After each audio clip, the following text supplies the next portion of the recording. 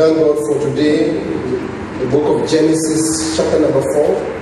The book of Genesis, chapter number 4. We will read verse 7, then the book of Matthew 5:25, and the book of Romans 1, verse 18. The book of Genesis 4, verse 4. The book of Matthew 5:25. We will read the book of Genesis. We can read from verse 1, Genesis 4.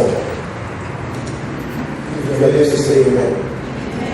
Now Adam knew Eve, his wife, and she conceived, and bore Cain, saying, "I got a man with the help of the Lord." And she bore his Abel. And Abel was a keeper of sheep, and Cain a worker of the Lord. In the course of time, Cain belonged to the Lord and offering of the fruit of the ground. And Abel also brought of the first fruit of his flock, and of their fat portions. And the Lord heard the regard of Abel and his offering, but for Cain and his offering he had no regard. So Cain was very angry, and his face fell. The Lord said to him, "Why are you angry? And why has your face fallen? If you do well, will you not be accepted? And if you do not do well, sin is crushing at the door. Its desire is for you, but you must rule over it." In the book of Matthew 5, verse 5. Matthew 5, verse 5. Let us say amen. And I'm waiting to hear amen. Matthew 5, verse 5. Come to task quickly with your accuser while you are going with him to court, lest your accuser hand you over to the judge, and then the judge to the guard, and then you will be put in prison. Truly I say to you, you will never get out until you have paid your last penny. Then the book of Romans 1, verse 18. The book of Romans 1, verse 18. If you get there, you say amen. Yeah, amen. For the love of God is revealed from heaven against all ungodliness and unrighteousness of men, who by their unrighteousness suppress the truth. For what can be known about God is plain to them, because God has shown it to them. For his invisible attributes, namely his eternal power and divine nature, have been clearly perceived ever since the creation of the world, in the things that have been made, so they are without excuse. Lord, we thank you because of your word. We ask you, Lord, to reveal the mysteries of your word this morning. Holy Spirit of God, we pray that, Lord, you may give us understanding of your word. And as we leave your house, help us to be careful, even to obey your word. I ask you, Lord, glory, anoint me afresh with the anointing of the Holy Spirit. I may not speak my emotions, I may not speak my carnal mind, but I may speak your divine mind, King of glory. And I pray this in Jesus' name. Somebody say amen. Amen. Somebody shout amen. Amen. And last time we talked about the doctrine of sin and how sin came to be, and we say the genesis of sin was temptation from the devil. And we saw that as a result of that, there was judgment. And last year we saw that God judged them, but also we had a plan of redemption. And today we want to pick it from there and look on the nature of sin. Tell your friend the nature of sin. Shout to them the nature of sin. The other day I heard Malloy, there's a guy during the night who was pissed off by the wife and the children. And during the night, he murdered the mother and the children. And the story traded, and people were wondering, how on earth could you sire and bear children and then murder them with knife during the night? And people were asking themselves, what is this all about? What is this that have come to humanity that they can be inhumane and do such kind of thing? What is the nature of sin? We'd like to start with the Old Testament, the perspective of the Old Testament pertaining to sin. And the way we have just read is a story about Abel and Cain, who were the first children of Adam and Eve. And the Bible records that Abel was keeping flock. And he went and took the best to God and offered the best portion of his flock to the Lord. And the scripture says he also offered the fat portions, meaning the very best. And Cain just went around look for some guys say cabbages and just any other thing and brought to the Lord. And the Lord held regard for the offering of Cain. And the Bible records that God held regard for the offering of Abel, and the face of Cain fell. That is, he got angry. And the Lord asked a question to Cain, what's wrong with you? If you do what is right, would any person have regard with what you are doing? But if you do what is wrong, sin is crushing on you. But you must rule over it. And again we find God mentioning sin. Sin is crushing on you. The man is angry. He has done wrong because he offered mediocre thing before the Lord, and he is not happy that a person offers an excellent thing before the Lord, and the Lord has favor with him. And because of that, we see sin being regarded by the Lord because this man gets angry. So the Old Testament regards sins in different spheres. The first sphere where the Old Testament regards sin is on moral spheres. Somebody say moral spheres. And in moral spheres, the scripture regards sins as missing the mark. Tell your friend, missing the mark. And this is what this Cain have done. He have missed the mark. There is a way you should treat God. There are things you should offer to God. But Cain offers something mediocre before God, and he misses the mark. And according to the Old Testament, that is sin. Because God is not to be offered any other thing. So if there's something you should offer to God, but instead of offering that thing to God, you offer a mediocre thing, that is missing the mark, and that is sin. In the moral spheres, also the Old Testament talks about being crooked, being perverse, being evil, and being a rule breaker as a sin in the moral sphere. In the sphere of brotherly conduct, the Old Testament regards sins as being violent and being injurious. In the issue of dealing with your sister and dealing with your brotherhood and sisterhood, if you are violent and injurious, hurtful, then that is sin. And the book of Ezekiel is very clear on how brothers should conduct themselves, how sisters should conduct themselves. And the book of Ezekiel says, make a shame, for the land is full of bloody crimes, and the city is full of violence. So being violent, being criminal, hurting others, being violent, that in nature is a sin. In the sphere of holiness, the Bible regards it to be sin when you are profane, when you are unclean, when you are defiled in relation to priesthood. So the Old Testament also regards things in the sphere of holiness, and if you are profane, defiled, all that in regard to priesthood, that is sin. The Bible is very clear in the book of Leviticus 11:24. The Bible says, and for this ye shall be clean. Whoever touches the carcass of them shall be unclean until the evening. So uncleanness By that time, they were talking about you should not touch a carcass and all those things. You should not be defiled. But in all those regards, as far as holiness is concerned, if you are defiled, profane, all these things, that is sin. In the sphere of truth, the Bible regards as sin being deceitful, being a liar. In the spheres of truth, how truthful are you?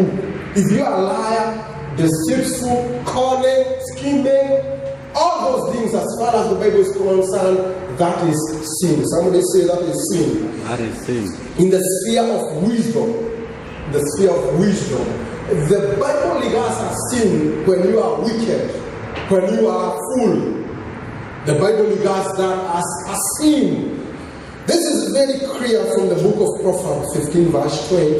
A wise son makes the father glad, but a foolish man despises his mother. So in the sphere of wisdom, foolishness is sin. It's amazing. Foolishness is what? Sin. In the sphere of wisdom also, being scornful is also sin. Being a scholar. Who is a scholar? A scholar is somebody who does law but justifies it with argument. In that sphere of wisdom, if you are a scholar, you do law, you justify it with argument, that is being scornful. But that, in essence, according to Scripture, is sin.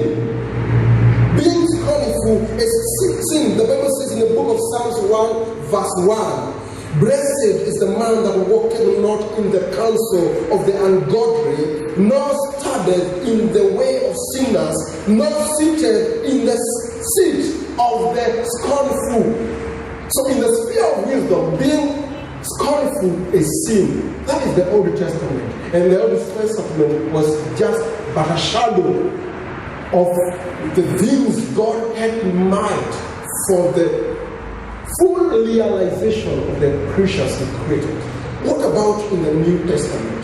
What is the nature of sin regarded in the New Testament? The first one coincides with the regard of the Old Testament. The first regard of sin in the New Testament is missing the mark. Missing the mark again in the New Testament. If you miss the mark, that is sin. The second regard in the New Testament is a debt. Somebody say a debt. Somebody shout a debt. If a man does wrong, he owes it to the Lord. And that becomes a debt. It's very clear from the book of Matthew 5:25. Agree with your adversary, your enemy, quickly, while you are in the way with him, lest the time the adversary deliver thee to the judge deliver thee to the officer, and thou art put in prison, and you not get out of prison until you pay everything. That was a parable. But the truth that the parable was to illustrate is that if we do law, before the Lord we have a debt. And unless we agree with the law before the judge, before the judgment day, we shall be put in prison, we shall be put in hell, and we shall not get out of that place. So, as far as the New Testament is concerned, it regards sin as a debt. As a debt. And unless you agree with the Lord, and how do you agree with the Lord? By being repentant. In the New Testament, the Bible also regards the nature of sin as lawlessness. Lawlessness. We are not advocating for religion, for people to follow rules and regulation, but there is such a thing as lawlessness. And that is sin. Lawlessness. And this the sinner is a rebel or an idolater, deliberately breaking the commandments, choosing his own rather than God's. People who choose to do their own things rather than the things God expects of them, that is called lawlessness. And we have so many people who are lawless. They do their own things, they disregard what God expects of them lawlessness is sin. Somebody say lawlessness is sin. Shout, lawlessness is sin. So this thing of saying, oh, we don't regard the Old Testament laws of the Lord, we are not telling you follow the laws in the Old Testament, but we are things God expects of you. But if you disregard them, that is lawlessness, and it is sin in essence. Somebody say amen. Somebody shout amen. The book of 1 Thessalonians chapter 2 verse 4 talks about a person we are all familiar with that will manifest in the end times. The Bible says, who opposes and exalted himself above all that is of God, or that is worship, so that he as God seated in the temple of God, showing himself that he is God. He talks about this being called Antichrist and says he will exalt himself above God and want people to do things not as far as God is concerned, but his own ways. That is called lawlessness, and in essence is sin. Somebody say lawlessness is sin. Lawlessness is sin. In the New Testament, the Bible also regards disobedience as sin. Somebody say disobedience. Listening with a lack of attention. Listening, but with a lack of attention. You listen, but you are not attentive. You don't want to do what you are hearing. You hear the word of God, but you are not keen to go and obey it. That is called disobedience. Why is it disobedience? Because you have been commanded, you have had the command, you have had the word, but yet you don't regard what you are hearing. And disobedience can catch many people who come to church. Lawlessness can catch so many people who don't go to church because they live the way they want. Disobedience can catch up with so many people who come to church because they hear the word. Yet, they intend not to obey the word. That is disobedience. In the New Testament, that is sin. Somebody say disobedience is sin. The Bible in the book of Hebrews 2, verse 2 is very clear. For if the word spoken by angels was steadfast, and every transgression and disobedience received a just recompense of reward. The scripture goes on, how shall you escape if you disregard such great salvation? The point is, if the words God sent through angels, those who did not listen to them, they are well punished. What about when the Son of Man comes and brings the gospel to us and we listen, then we don't have any intention of obeying? How shall you escape? You shall not escape. So disobedience is sin. Somebody say disobedience is sin. Disobedience is sin. Transgression is also regarded as sin. Transgression. And what is transgression? Transgression is going beyond limit. Going beyond limit. That guy who murders his wife and murders children, now that is going beyond limit. And in essence, is sin. It's not like the devil used him, nothing like that. It's sin. What he did is sin. And the Bible is very clear in the book of Romans 4:15. Because the law worketh the law. For where no law is, there is no transgression. Where there is no law, there is no transgression. But where there is law, there is transgression. Where God has told people, this is the way you should live, yet they live contrary to that. That's called transgression. In essence, that is also sin. Somebody say transgression is sin. Transgression is sin. The New Testament also regards a fall as a sin. Fall, kuanguka. Fall from a standard. You see, you cannot fall unless you are studying. You can only fall if you are studying. This Newton discovered the law of gravity by I think a mango or a nipple, I don't know, that fell on his face when he was sleeping below a tree. And that fruit had to fall from somewhere, to fall on him when he came up with the Newton's law of gravity. But something had to fall. And so falling is a sin. How do you fall? You fall when there is a standard and you go lower than it. That is sin. If I'm a pastor and I'm ministering, and the next day you find myself in a crowd, drinking and all those things are falling from a standard, and that is a sin. So don't be so happy when God legalizes you. Ensure you don't fall from the standard. Because if you fall from the standard, it's sin. Somebody say falling from a standard is sin.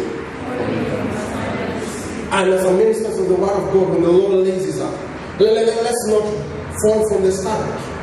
When you give your life to Jesus, when you know the standard God expects of a believer, don't fall below them. Don't compromise. Don't try to be relevant. I want to be relevant. I can do these things so that I may be relevant. Don't try to be relevant. If the Lord has raised the standard, maintain the standards. Because falling from the standards is so sin. Somebody say falling is sin. The book of Romans, the book of 2 Peter, verse 1, chapter 1, verse 10. Therefore, beloved, brethren, give diligence to make your calling and election sure. For if you do these things, you shall never fall. Again, the Bible says, if you have a calling and you don't pursue your calling, and it's very clear I have a calling, then you decide, I'll do what I want. I will not pursue my calling. And the Lord have already put the calling in you, and you don't want to pursue it, then you want to remain in the comfort zone. Yet God has equipped you, you have a ministry. Now, disregarding the lazy of standing by God in your life, and you settle for a comfort zone, falling from standard is a sin. Somebody say falling from standard is sin. The Bible also regards defeat as sin. Defeat as sin. What is defeat? If you read the book of Romans 11, verse 12. Now, if the fall of them, that is the Jews, be the riches of the world, and the diminishing of them the riches of the Gentiles, how much more their fullness? The book of Romans talks about these people from Israel who refused Christ as Messiah and did not accept him. And the scripture is saying they fell, they were defeated. And what that means, if you allow yourself to be defeated, God has provided all it takes for you to win, but you disregard all those things, then you live a defeated life. That is sin. As serious as that. Why? Christ was very clear. I did not come for Gentiles. I came for the Jews. In fact, there's another who came asking for crab balls from the table to eat, and Christ was like, I did not come for such people like you. He came for them. But they disregarded him. They fell. And that is sin. The scripture also regards ungodliness as sin. Ungodliness as sin. The purpose of studying set of teachings or sound doctrines is to get into depth of what the scripture says concerning a certain issue in the scripture. Ungodliness is also regarded as sin. What is ungodliness? Ungodliness is without worship or reverence. People who live without worship of only violence, that is ungodliness, and that is sin. How can you live a godly life? You can live a godly life if something happens in your life. We have opened Champions TV because of our hard work, and we don't see the heart of God in it and godliness. and it is sin. Oh, I've gotten first class. You know, I was waking up early in the morning. You know, when people were going to the prayer field, I was not going. I tried a lot of effort and I have my first class. And you don't see God in that first class, that is ungodliness. It is sin. You know, I put the foundation, I put the makeup, I put the eyebrows, I got good hair. That's why I'm married.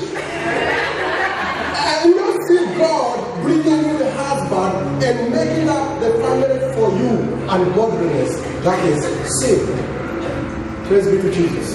People who live a life without worship. You know, worship is simply revering God and seeing God in the things you do.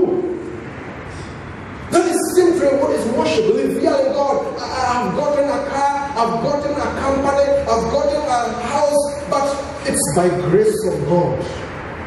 This far God, this far His heart, this far His power.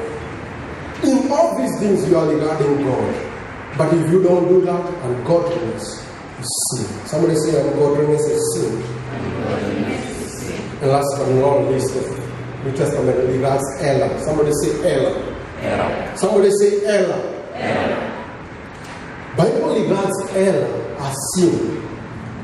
When we were beginning the doctrine of sin, we talked about people who say human is Tuela, I can do this because I'm faint, I'm weak, I'm Tuela. You talk about such people? And the New Testament regards Ella as sin. What is Ella? This is sin committed through thoughtlessness or ignorance. A sin committed through thoughtlessness or ignorance. I didn't know. So I'm supposed to go to Sunday on church on Sunday. I didn't know. That's why I have a blotter.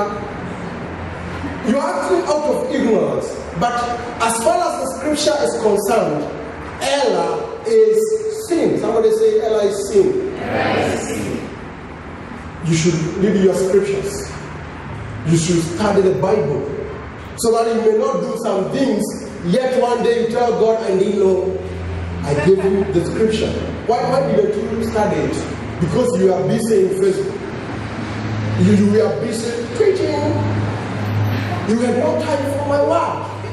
That's why you are erring. Whether you are erring out of ignorance or out of what, any error is sin. Somebody tell your friend, error is sin. And Hebrew 9:7 is very clear.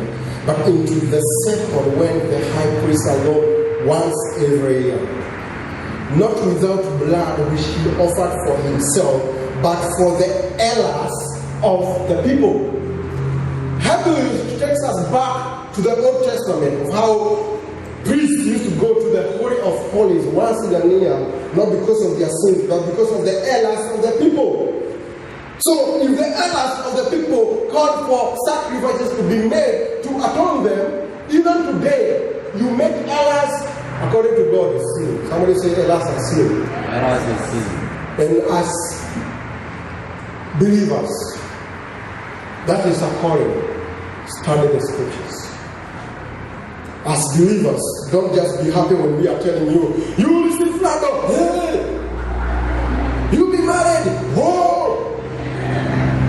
You are going to Nigeria, hey! Also, ensure even what you are hearing is the scriptures. Because if you live a life of error according to the scripture, that is sin. Somebody say error is sin. Error is sin.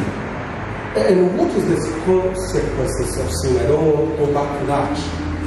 But there is judgment if we sin. There is guilt if we sin. And most adversely, there is death if we live a life of sin. You see, sin in itself is an act.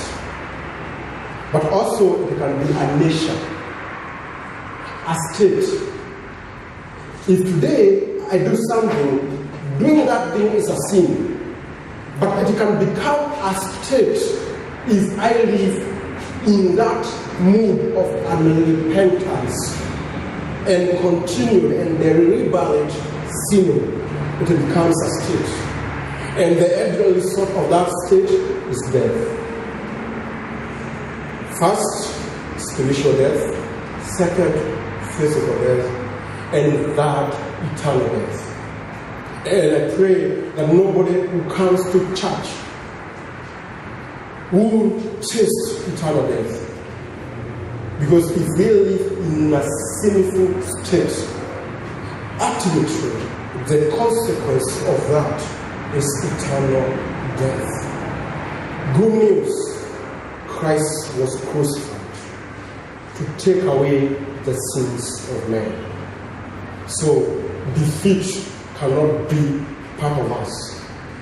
Us being defeated by sin can only be a choice we make. But Christ, by the essence of him being crucified on the cross, he defeated sin. And whomever will approach Christ for forgiveness of sin, he will receive forgiveness of sin.